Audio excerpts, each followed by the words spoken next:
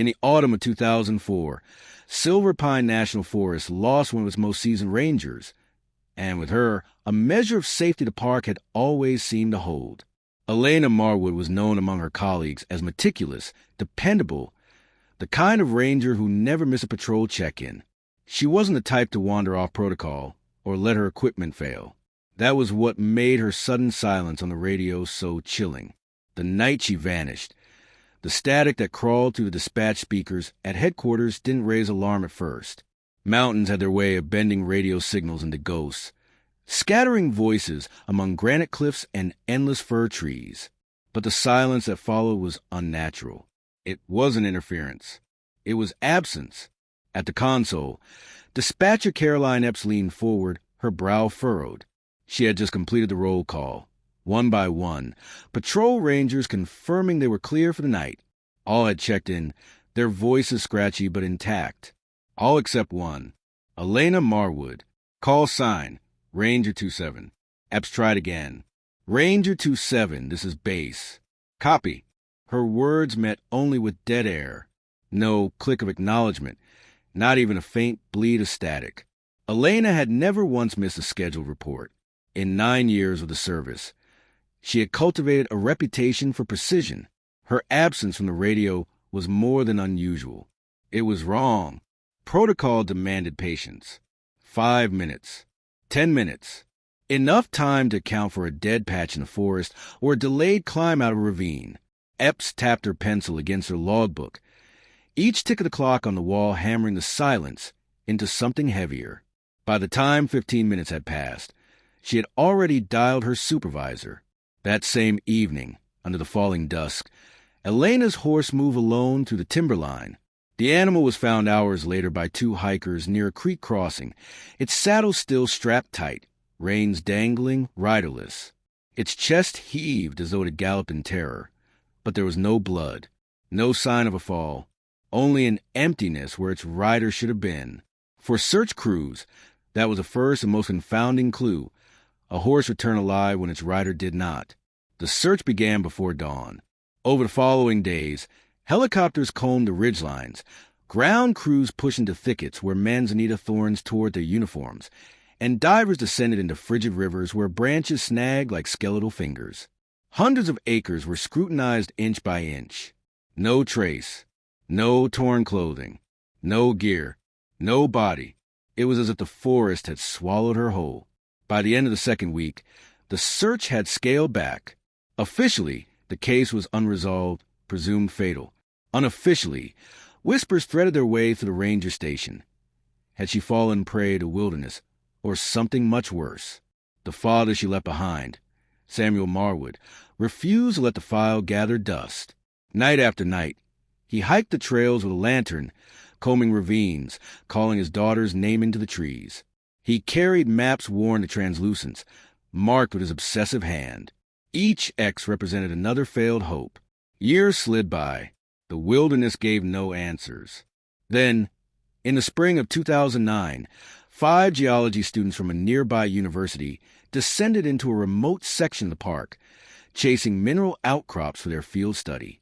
In a ravine choked by shadow and stone, one of them stumbled upon something neither science nor training had prepared them for. Half buried under loam and pine needles lay the skeletal remains of a horse. The students recognized the faded leather of a saddle cinched around its rib cage, stamped faintly into the brass stirrup, the initials YM. Elena Marwood's horse had been found, but her body was nowhere near it. What began as relief, the confirmation of at least one piece of the mystery, twisted almost immediately into dread. The discovery suggested not just accident, but intention. Horses don't bury themselves. Someone had put the animal there. And if someone had gone to that much trouble, where was Elena? It was a discovery that pulled the case back from the archives. For 5 years, Samuel Marwood had been the only one searching. Now, the FBI and the state's cold case unit were suddenly interested. A new name surfaced, a man who had once crossed paths with Elena over artifact poaching the ravine where her horse was unearthed. Victor Halloway, antique dealer, amateur prospector, hobbyist of forgotten things. On paper, he looked ordinary. 2. Ordinary. A man with no record of violence. Only a string of minor citations for trespassing on protected sites. But those citations had come from one ranger in particular. Elena Marwood, Detective Maren Holt, newly assigned to the case, pinned Holloway's name on her board. It was thin evidence, circumstantial at best. Yet when she stared at the map, the ravine marked with a red circle, the horse's burial site, noted with a star, something about the shape of the case felt deliberate, not the random cruelty of the wilderness. A pattern, and patterns, Holt knew, always pointed to people. The forest had kept its silence for 5 years. But the ground had begun to shift. The horse's burial was not the end of Elena Marwood's story. It was the beginning of a darker one. Samuel Marwood had always believed that the wilderness was a place of truth. He had raised Elena on stories of the forest's brutal honesty, how rivers carved stone, how storms shaped mountains, how survival was earned, not given. But in the days after her disappearance, he realized the wilderness could also lie. It could swallow a person whole and leave behind no answers, only silence. In the first week, Samuel barely slept. He drove up from his home in Clearbrook the moment he got the call, his old Ford rattling along the winding Tulane road that led into Silver Pine. When he arrived, the ranger station was alive with urgency. Maps spread across tables, red markers dotting possible search routes, radios buzzing with clipped transmissions. He expected to find answers waiting. Instead, he found walls of uncertainty. Elena's last known location had been logged, the Northern Patrol Sector, near Ash Ravine. Her horse, Bristle, had been stabled that morning, meaning she'd set out on foot. From there, the trail simply ended. No scuff marks, no broken branches, no dropped equipment. It was as if she had walked into the trees and dissolved into them. The first few days, Samuel joined the official search parties, stumbling over roots and loose shale, his lungs burning from the altitude. His hands blistered from gripping a flashlight that he swept obsessively across the forest floor, hoping for a glint of metal from her radio or the dull shine of her seed pouch. But with each passing hour, the hope thinned. By day 5, the search was scaled back. By day 10, it was officially suspended. Samuel remembered standing in the ranger station when the announcement came. Detective Maren Holt was there, not in uniform but wearing a practical jacket dusted with pine needles. She delivered the words with careful restraint. "We have exhausted all active search options. At this point, we must transition to a recovery mindset." Recovery, not rescue. The word tore something inside him. But Samuel was not a man built for surrender. When the others packed up their gear and returned to their families, he stayed. He mapped out his own routes, poring over topographical charts late into the night. He learned the names of every canyon, every tributary, every granite outcrop in Silver Pine. He spoke to hikers, campers, and hunters, showing them her picture. He built a one-man operation, a personal search that extended week after week, season after season. The community whispered about him. Some called him devoted, others broken. He became a fixture at the local diner, always hunched over his maps with a black coffee growing cold beside him. His hair grayed faster that year. His hands grew calloused. And still nothing. By the second year, Samuel began noticing small details the official search had overlooked. A section of fence torn down near Old Crow Meadow. A rusted mining tool left where no trail led. A set of boot prints partially obscured by rain, but too large to be Elena's. Each fragment hinted at something unnatural, something not aligned with the image of his daughter, simply getting lost. And then there was the whisper. It started one fog-drenched morning when he was scouring the edge of Ash Ravine alone. He had paused, sweat dripping into his eyes, when he thought he heard it, his daughter's voice. Faint, calling his name from below the granite lip. He scrambled down, palm scraped raw, heart hammering against his ribs. But there was nothing there, only a fissure yawning into darkness, and the unsettling impression that someone or something had been standing there moments before. Samuel told no one, not Holt, not the other rangers. He convinced himself it was exhaustion, grief playing tricks on his senses. And yet, he returned to that fissure many times afterward. Each visit left him shaken, as if the forest itself were holding its breath. Meanwhile, Holt never closed the case file entirely. She checked in with Samuel every few months, her questions polite but searching. Over time, he noticed something in her eyes, a suspicion she was not voicing. She didn't think Elena had simply wandered off either. But without evidence, suspicion was air.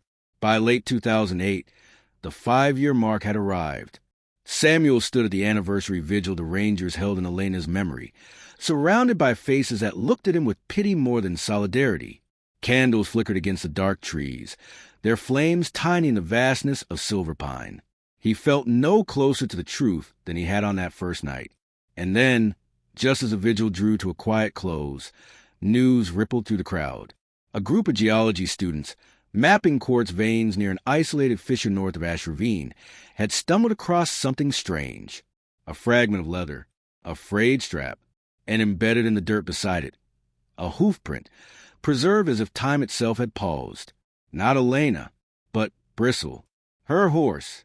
The forest had given back a sliver of what it had swallowed, and with it, an unspoken dread settled over Samuel.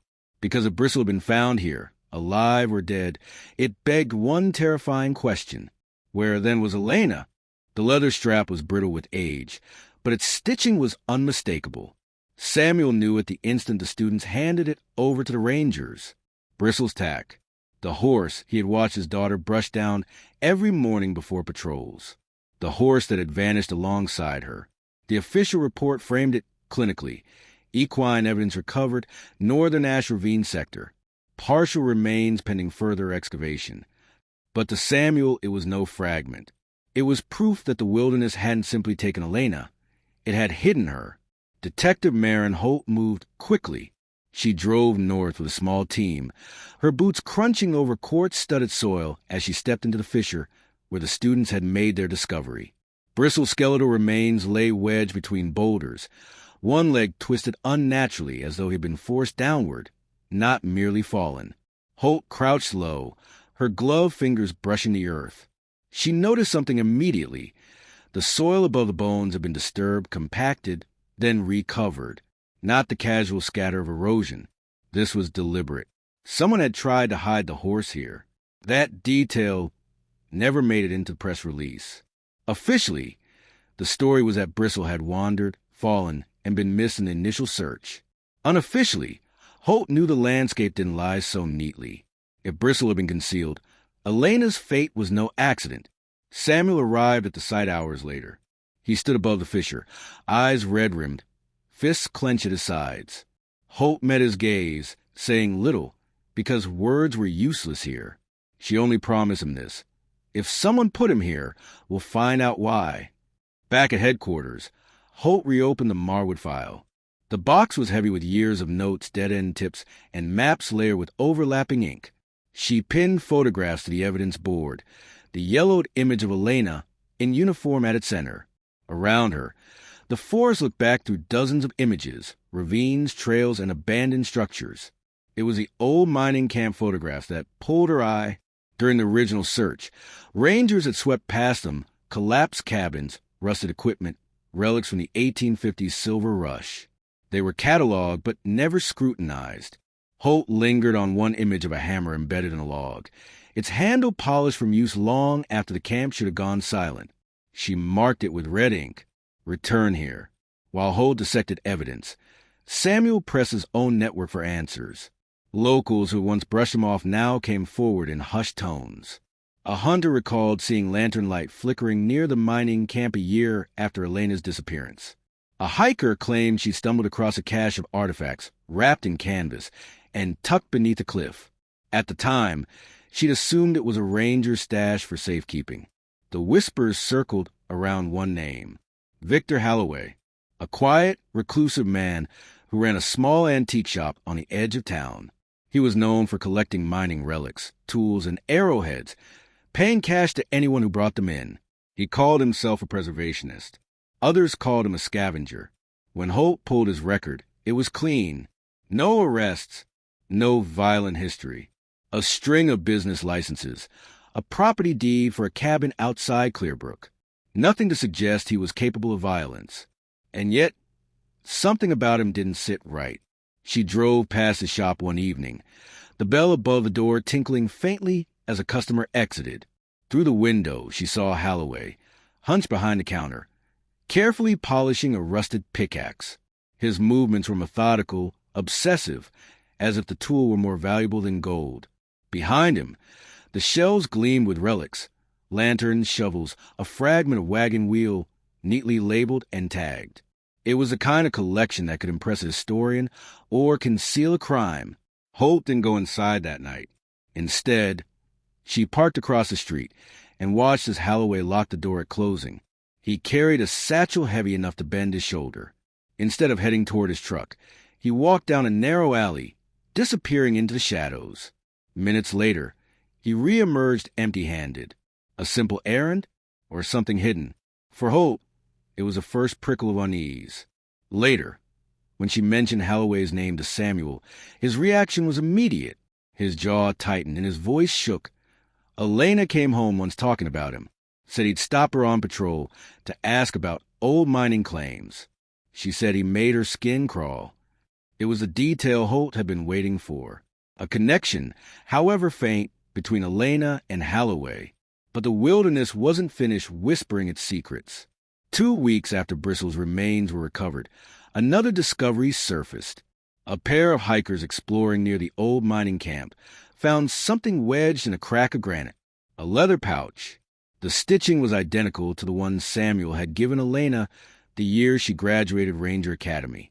And inside, pressed and labeled with her handwriting, were dried seeds. Seeds meant for a survey she had never completed.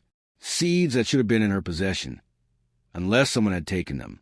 The pouch was returned to Holt's desk, tagged and bagged. As she turned it over in her hands, a chilling thought rooted itself in her mind. The forest wasn't just swallowing evidence. It was giving it back, one piece at a time. Detective Marin Holt arrived at the mining camp just after dawn, the cold air sharp in her lungs. Mist clung to the valley floor, curling around the blackened stumps of pine and the half-collapsed cabins. Time had rotted most of the way, but the bones of the old Silver Rush settlement still protruded from the earth like an unearthed graveyard. She wasn't alone. 2 deputies and a park biologist trailed her, combing the site with cautious, deliberate movements. It wasn't just a search. It was an exhumation. The soil here looked wrong, disturbed, compacted in irregular patches, as if someone had worked it with more purpose than the animals who usually tore through these woods. Holt knelt, brushing a gloved hand across the dirt. A shard of glass glimmered beneath the moss. She pried it out, the neck of a lantern cleanly broken, its edge jagged. "Old mining junk?" one deputy asked. But Holt shook her head. The glass bore smears of something darker, faint but distinct when it caught the light. Not rust, not soil, something else. They logged it, bagged it. Another artifact in a growing line of questions. As Holt rose, her eyes traced the tree-line. She remembered the reports of lantern light years after Elena had vanished. Could someone have been living here, among the ruins? The thought carried her straight back to Victor Holloway. That evening, Holt visited his shop under the guise of casual interest. The bell chimed softly as she entered, and the musty smell of aged wood and iron filled her lungs. Holloway emerged from a back room, his frame tall but wiry, his face hidden in the shadows of his brow. "Evening, detective," he said with unsettling ease, as though her presence hadn't surprised him at all. Holt glanced around. Every wall gleamed with relics, tools, lamps, rusted locks, all neatly displayed, tagged with handwritten labels. To the untrained eye, it was just a collection. To Holt, it was a hoard.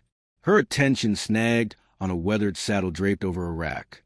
The leather was cracked, but she saw the stitching, the same diamond pattern she'd seen in photos of Elena on patrol. "Where'd you get this one?" she asked. Holloway smiled faintly, the corners of his mouth twitching. "Trade. Man up north. You'd be surprised what people pull from the ground." Holt didn't move, didn't blink.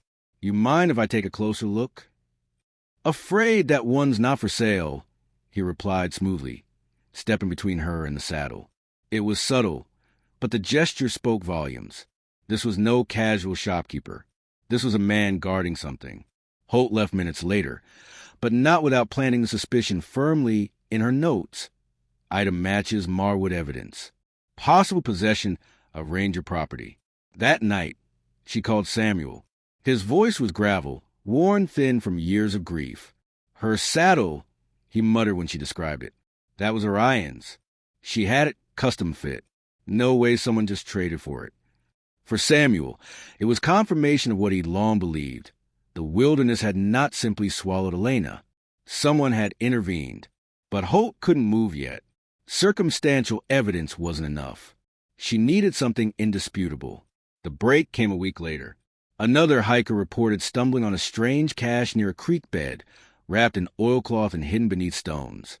Inside were fragments of uniforms, Ranger greens, decayed but intact enough to show patches and stitching.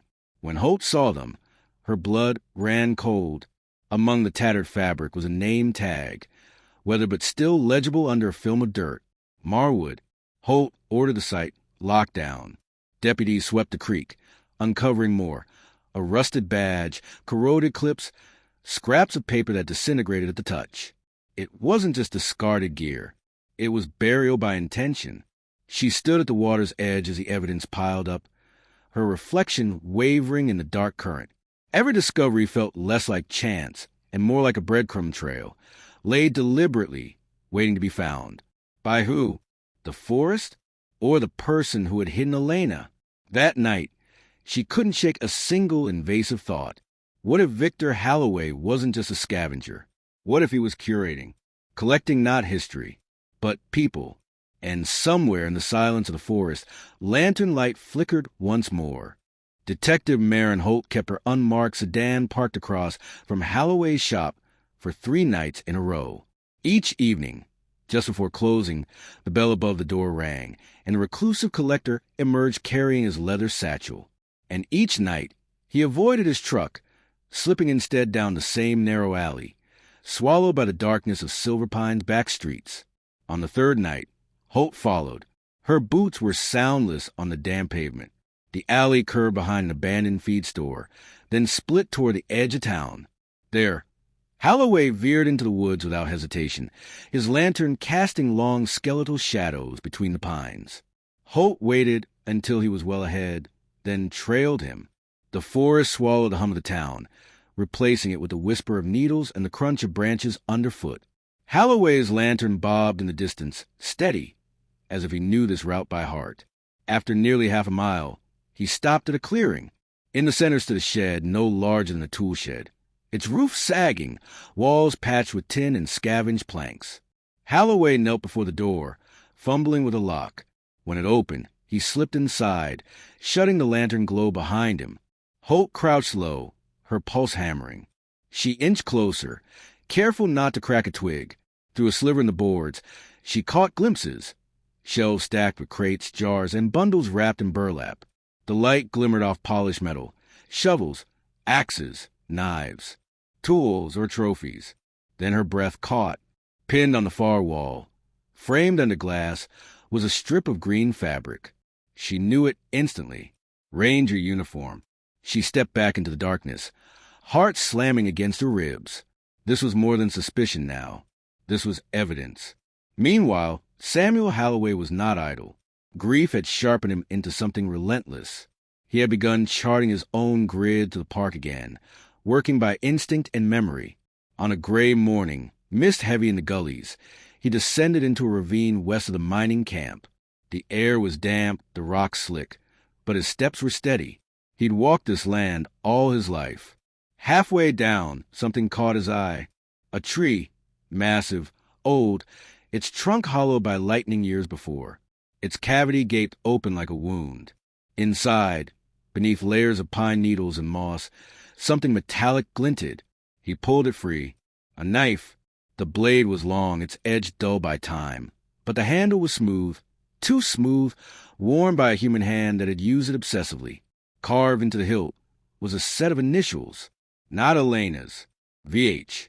Samuel stared at it for a long time, his chest tightening, before wrapping it in cloth and tucking it into his pack. He didn't take it to the sheriff. Not yet. Instead, he sat at his kitchen table that night, the knife laid out before him under the yellow glow of a lamp. He thought of Elena, thought of Holloway's name, whispered by so many, thought of how, for 5 years, the wilderness had hidden nothing but silence. Now it was beginning to speak. Detective Holt returned to headquarters the next morning and filed for a warrant. She detailed her surveillance, her observations of the shed, the fabric on the wall, but the judge pushed back. No body, no clear line to the Marwood case, he said. Collectors collect strange things. You need more than fabric on a wall before I sign off. Holt clenched her jaw. The system demanded patience she no longer had. That night, she drove back to the clearing, her flashlight off, her heart pounding with every step toward the shed. It was empty, silent.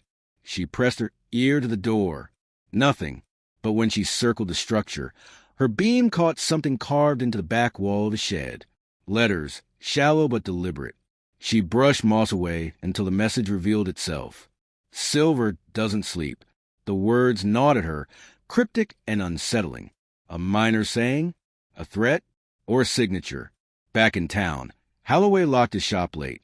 Across the street, unseen in the shadows, Holt watched. His satchel bulged heavier than usual. He paused under the lamplight and for a fleeting moment turned his head, not toward the street, but directly toward her. His eyes locked on hers, unblinking, as though he had known she was there all along. Then he smiled. Not the smile of a shopkeeper. The smile of a man who had been watching the watcher. And somewhere deep in the forest, lantern light flickered again. Closer this time. Too close to be chance. Detective Marin Holt barely slept. Every time she closed her eyes, she saw the strip of Ranger fabric pinned under glass in Holloway's shed. She could almost hear the echo of Elena Marwood's voice in the silence between those rotting boards. But without a warrant, her hands were tied. She sat in her office, blinds drawn, staring at the photograph she'd taken on her hidden camera. The fabric, the tools, the shelves. Each image felt like a scream no one else could hear. The district attorney's office gave her the same refrain. Circumstantial. Too thin. Wait. She couldn't. So Holt did what she hadn't done in years. She crossed the line between protocol and instinct. She began visiting the families of other missing hikers, campers, and hunters from the past 2 decades. Silver Pines Wilderness had a long memory, and its silence concealed too many names. One by one, she found connections. A hiker missing in 1997, last seen on the same ridge where Holloway often prospected. A pair of campers in 1999, whose trail led directly past a ravine. Their cases had been quietly filed away, but Holt saw the pattern. The map in her office grew darker with every pin she pushed into it. The pins all curved inward, like iron filings drawn to a magnet. The center was always the same, the ravine and the man who lived in its shadow. She didn't tell her superiors. Not yet. Some truths had to be carried alone until they were undeniable.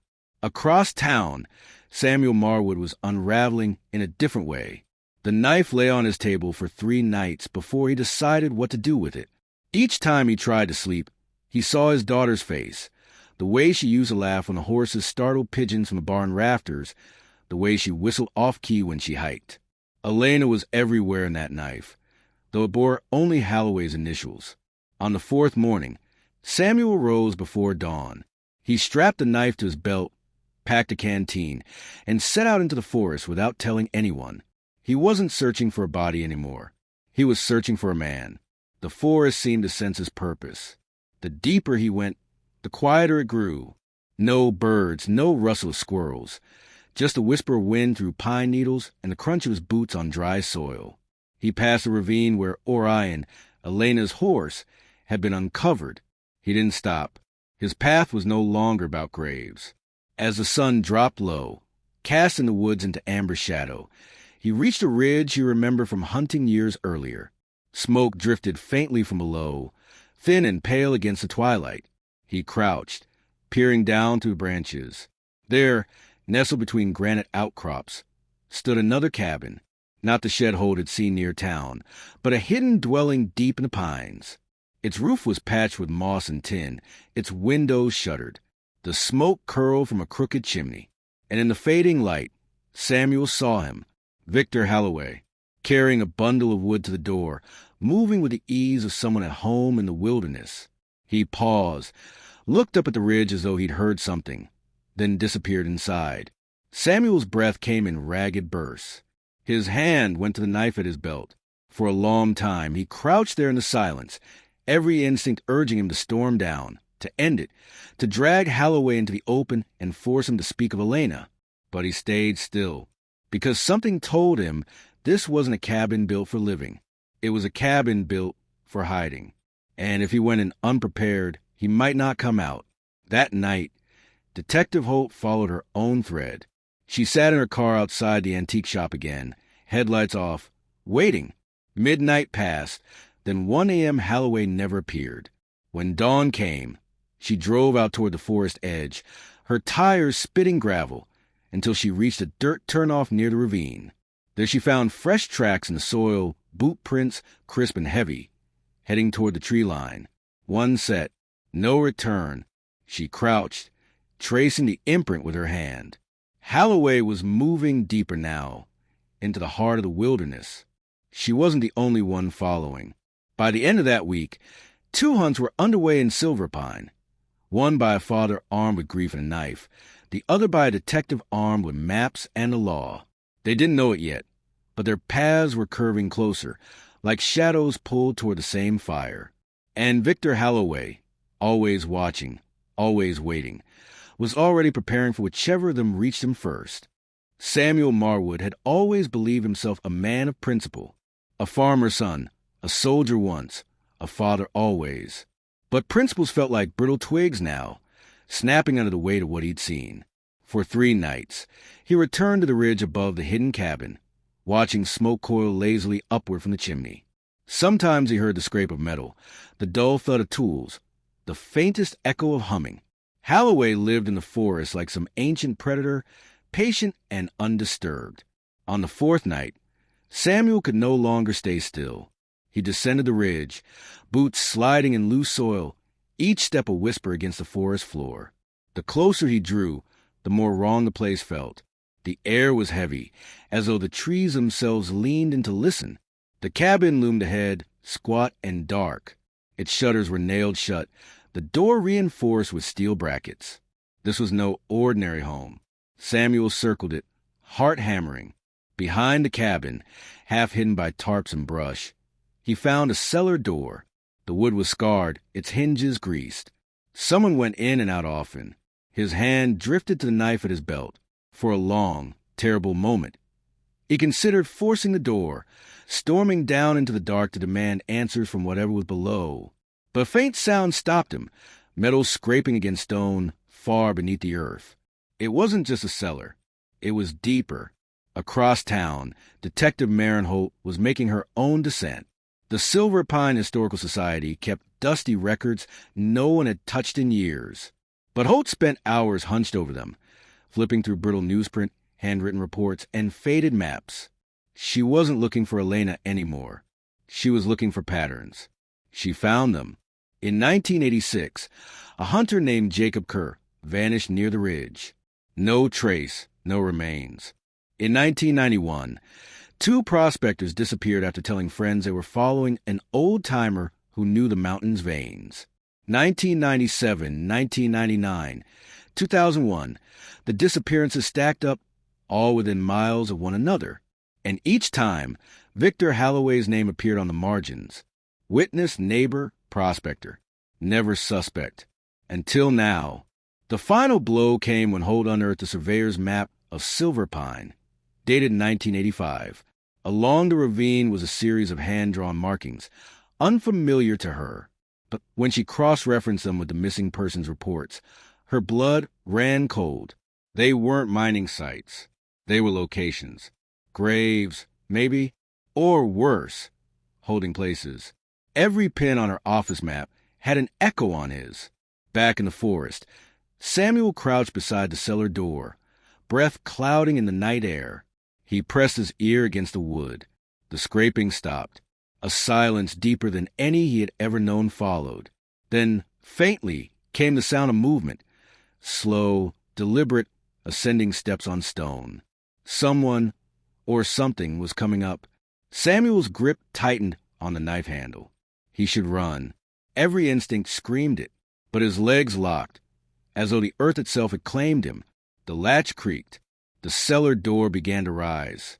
At that exact hour, Holt slammed the historical ledger shut, her hands shaking. She grabbed her coat, her keys, her camera. The pattern was undeniable now. Victor Halloway wasn't just tied to Elena's disappearance. He was a spider at the center of a web that stretched decades. She had to reach the forest. Two threads tightening around the same man, one driven by grief, the other by duty, neither ready for the truth, waiting beneath that cellar door. The cellar door groaned open on its rusted hinges, releasing a wave of air that smelled of damp stone and something far older. Samuel Marwood froze, his knife slick in his grip, eyes fixed on the black void yawning beneath the cabin. A lantern flame flickered to life below, throwing jagged shadows across rough-hewn steps. And then he appeared. Victor Halloway. The man's outline was lean, his shoulders bent with years of toil, but his face was what stopped Samuel's breath. It wasn't madness, not the wild-eyed look Samuel had braced for. It was calm, cold, the steady composure of someone who knew exactly what lived in the dark. "I wonder when you'd come," Halloway said softly, his voice carrying up the stairs. "Your kind always does. The grieving, the restless, the ones who can't let go." Samuel didn't answer. His muscles ached with the urge to strike, to plunge the blade forward. But Halloway kept coming, lantern swaying at his side, until the yellow light revealed the steps behind him. They weren't just steps. They were worn smooth, polished by countless feet. This was no simple cellar. It was a descent into history. Detective Marin Holt's tires spat gravel as she tore down the service road into Silver Pine National Forest. The wipers smeared rain across the windshield, the storm finally breaking loose from the sky.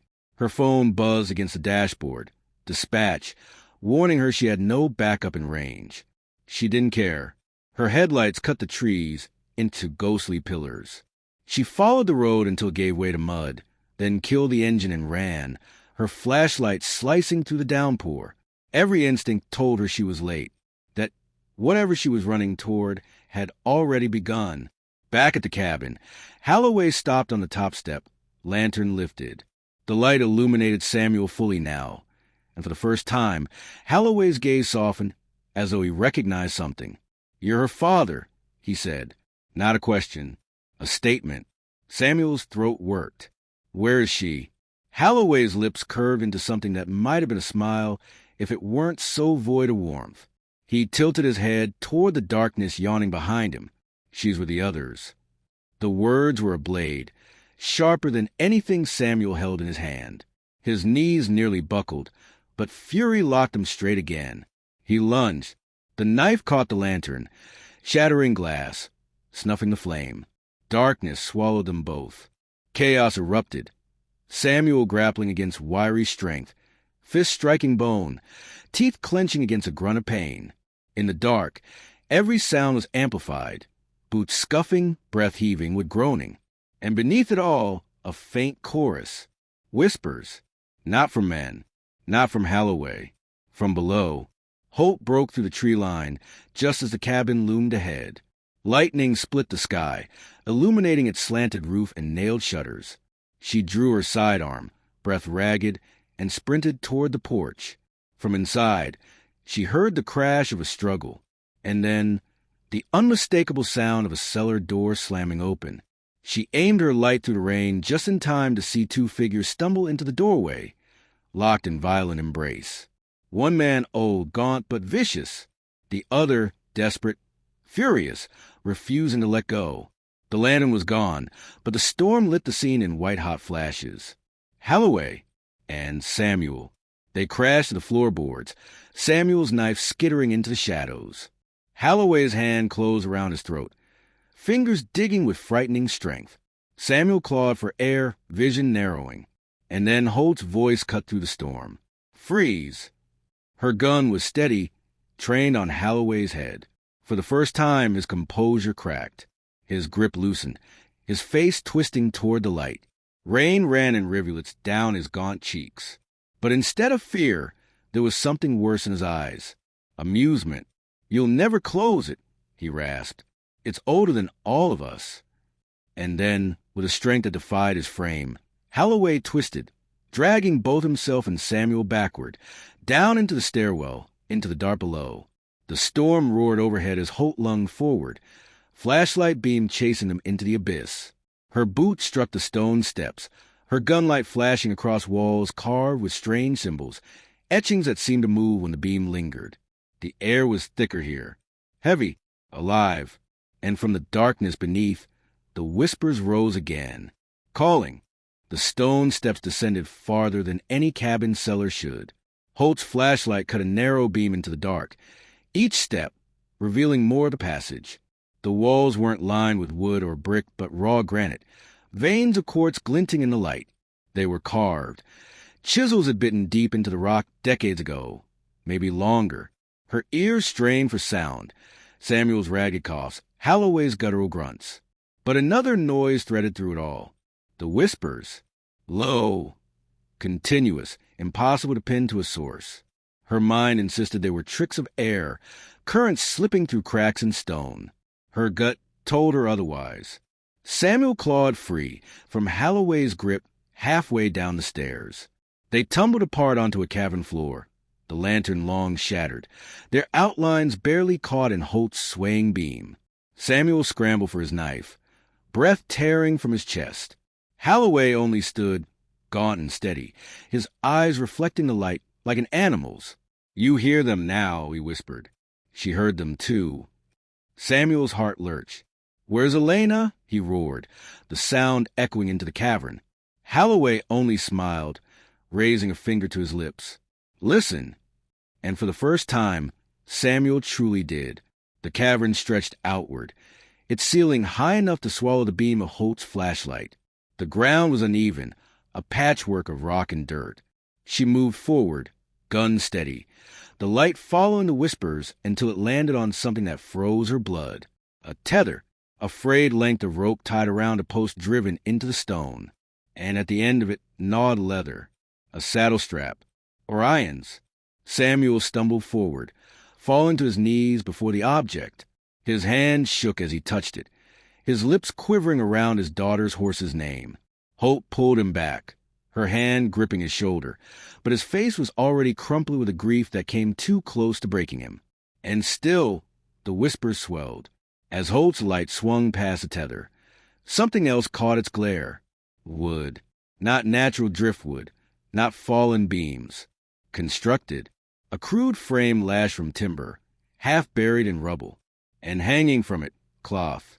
Strips of uniform fabric, sun-faded, frayed at the edges. Her chest tightened. Ranger green. "Elena!" Samuel breathed, reaching toward the scraps.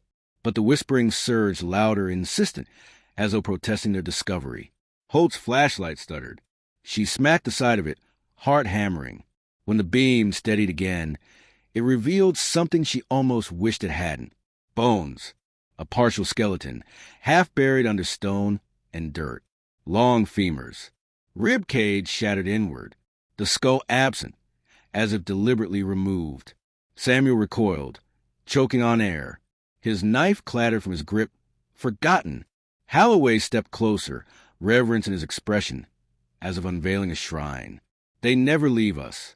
They wait, and when the earth takes them, it keeps them safe until it's ready to give them back." His voice was calm, almost tender. Holt forced her aim higher, training the gun on him. "Step away, Victor." He obeyed, but with no fear. Only that same faint amusement, as though she was a child waving a stick. "Do you think she fought?" he asked Samuel quietly. "Your Elena? Or did she listen, the way you are now?" Samuel's scream tore through the cavern as he lunged again. Holt caught him, pulling him back, her own fury boiling beneath her skin. "Enough!" she shouted, her voice cracking against the granite walls.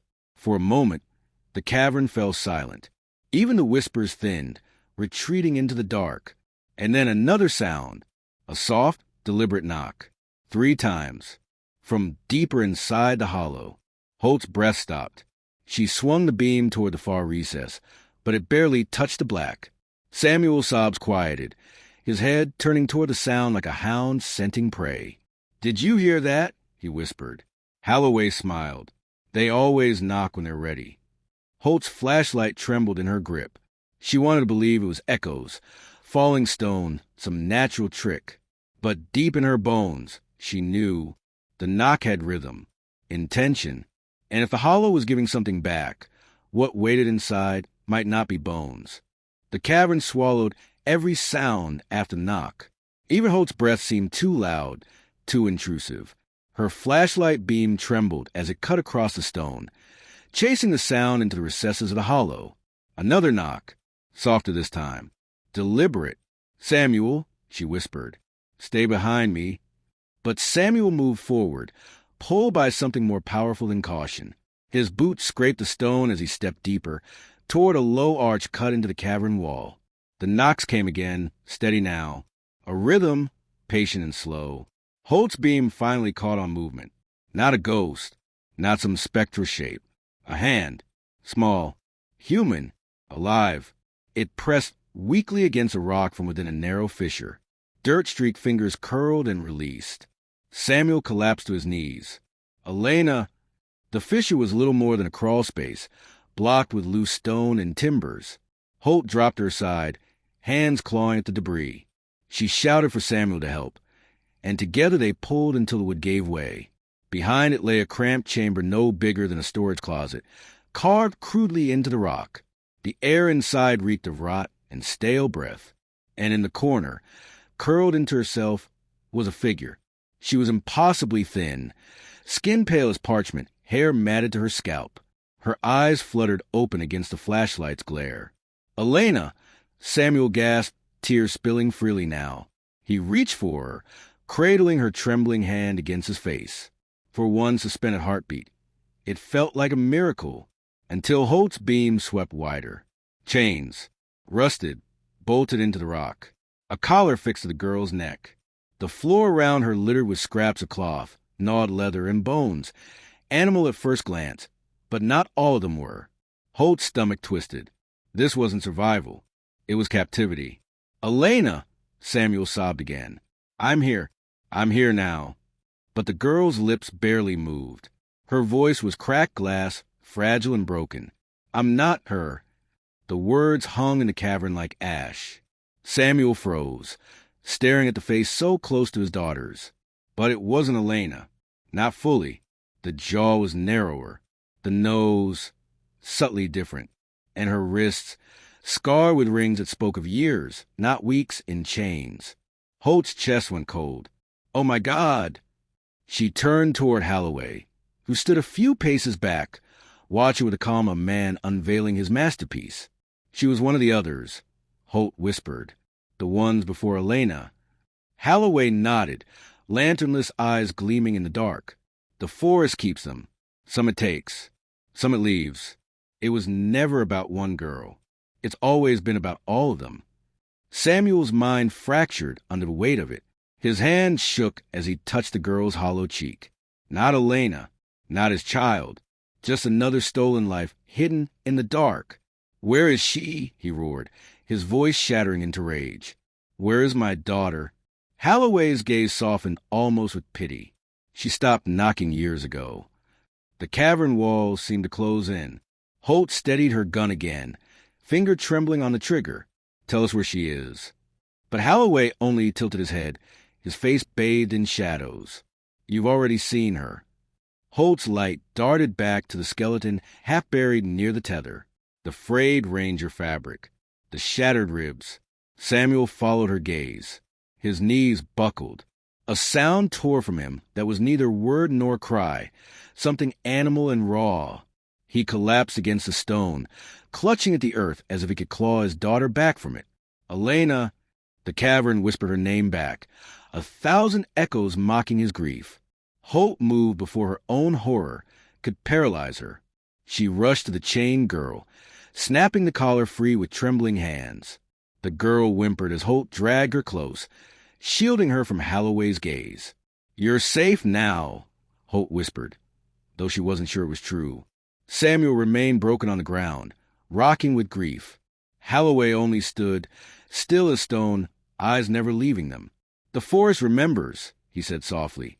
"You can tear me from it, but you'll never stop it. There will always be another knocking." Rain hammered the cabin above as Holt finally forced him up the stairs, Samuel stumbling, the survivor clinging to her side. Holloway didn't resist as she cuffed him, his smile faint, almost relieved. By dawn, law enforcement had descended on Silver Pine. They unearthed more remains from the cavern. Women, girls, lives stolen across decades, their identities blurred into history. Elena Marwood was among them, confirmed by dental records. For Samuel, the truth was both an ending and a wound that would never close. His daughter hadn't been lost to the wilderness. She had been trapped beneath it, devoured by human cruelty. And the whispers? They had only ever been echoes. The cries of the forgotten, carried through the hollow by stone and silence. Months later, Holt stood once more at the cabin's ruins. It had been burned down, the cavern sealed with concrete, but she swore sometimes, when the wind cut through the trees just right, she could still hear it, the faintest rhythm. A knock, 3 times, never answered,